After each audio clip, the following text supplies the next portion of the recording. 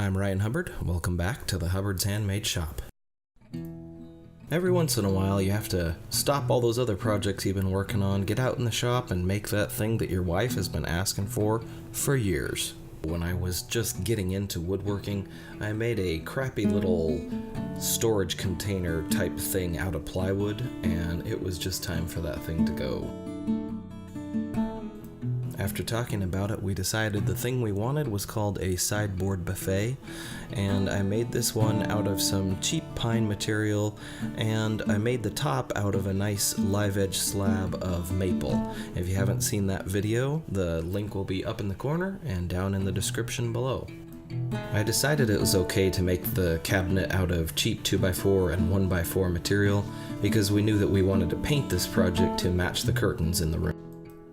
I also wanted it to look a little bit rough, so I didn't get rid of the rounded corners that came on the 1x4s, and I'm just putting pocket holes to make these up into panels that will be the sides of the cabinet. Pocket holes are the cheap and easy way to make the sides of the cabinet, but looking back, I wish I would have done dominoes because a lot of these pocket holes were still visible on the inside of the cabinet. It doesn't affect it too much, just something to keep in mind. I made the bottom and the insides of the cabinet out of this 3/4 inch birch plywood. It was still too long for my miter saw, so I'm using a door board and my circular saw to cut it into sections.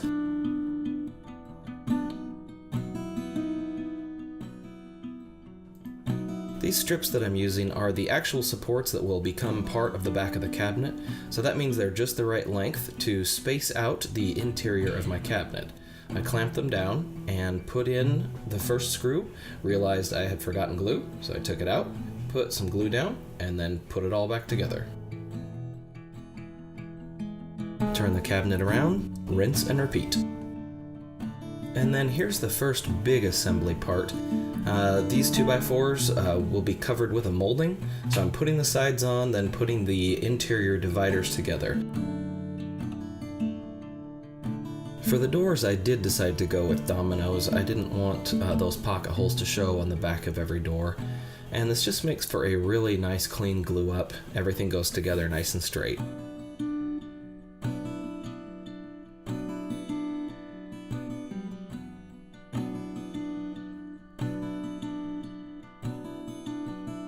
Each door will get 2 run-throughs on the router.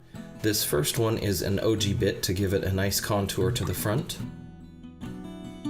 Then I put this rabbiting bit in the router table and set the height to be the same as the panel that will go in the door.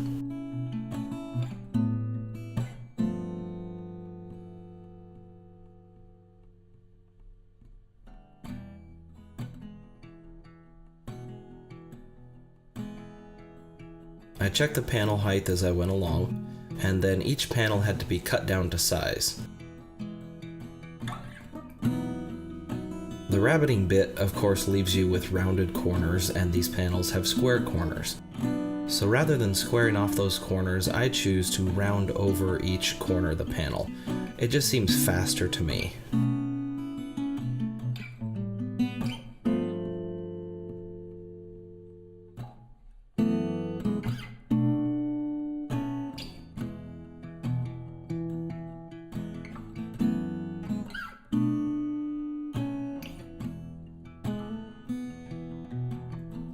I tested the fit on each one as I went along, and then all of these got glued and tacked into place.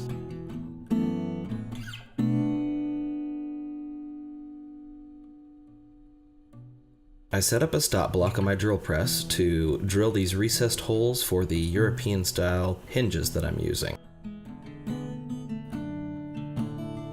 I've shown this in another video, but just to show you how easy it is, I just use my square to make sure these hinges are 90 degrees, and I use one of those self-centering bits to drill holes, and then drive in the screws.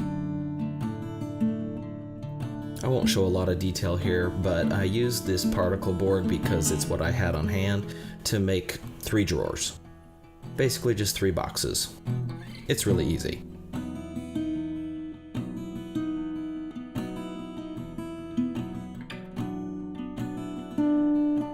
This time I just found it easier to use the table saw to cut the rabbets for the bottom of the drawers.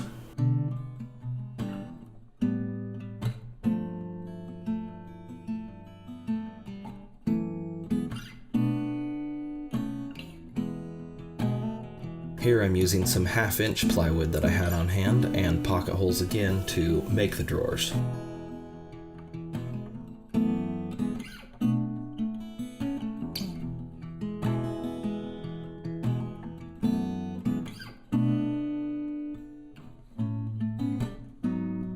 To make sure all of my drawer slides went in straight and parallel, I cut 2 spacers of the same size and set the drawer slide right on there, drilled some holes, and drove in the screws.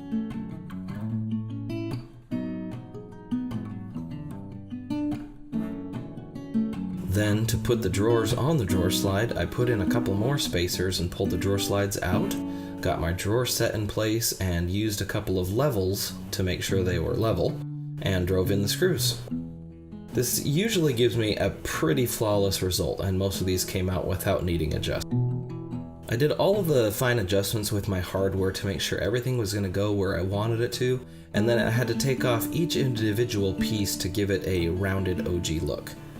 I don't show it here, but I did the same thing with each door.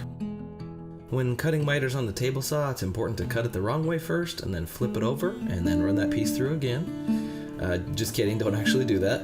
I'm just getting my miters done for the final assembly and cutting each piece to length.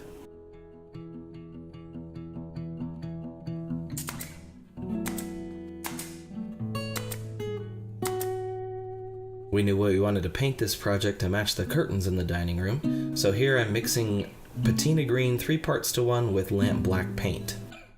This will help to darken it up, and it gave us just the right color that we were looking for. And I used my sprayer for the first time on this project. I love how it came out. This thing works amazing. It's a Wagner Professional Pro or something like that. I'll leave a link down in the description.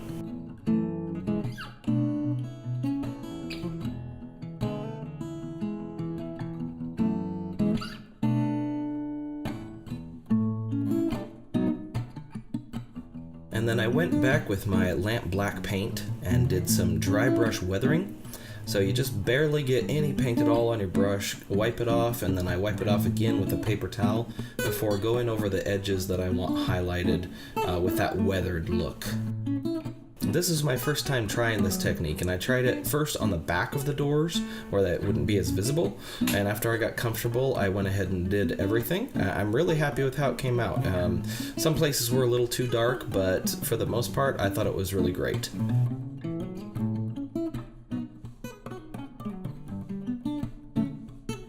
With that all done, it was time for final assembly and adding the hardware and drawer pulls.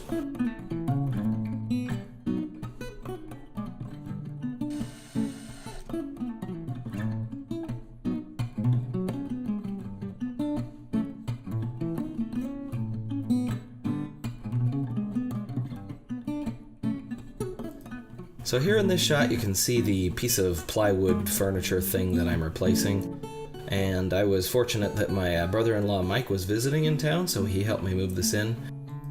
So here's that live edge slab maple top that I made in another video, and we brought that in and I put it into place while everything was where it was going to go.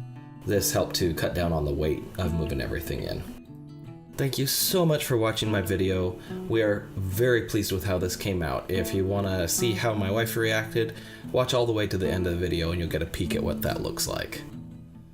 Don't forget to leave me a thumbs up and a comment, and I will see you next time.